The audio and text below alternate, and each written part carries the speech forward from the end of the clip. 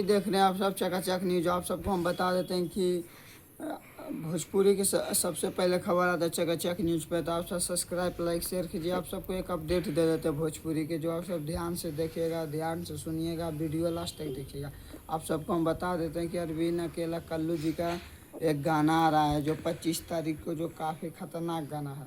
जो आप सबको बता देते हैं कि रंगदारी के टाइटल भी दिए, इसमें रंगदारी गाना है। और इनका 2 दिन पहले भी गाना आया था जो आप सब सुने होंगे, काफ़ी ख़तरनाक गाना था। और आज फिर 25 तारीख को इनका गाना आ रहा है, पिस्टल कमर में, इस प्रकार के गाना की टाइटल है। और गाने में दम होने वाला है दोस्तों, क्योंकि इनका गाना भी बहुत देरी से आता है और बहुत हट के आता है और बहुत अलग टाइप का रहता है इनका गाना। तो इनका भी गाना आप सबके बीच आने वाला है कल 6:35 में। आप सबको सोशल मीडिया पर 25 तारीख को देखने के लिए मिल जाएगा।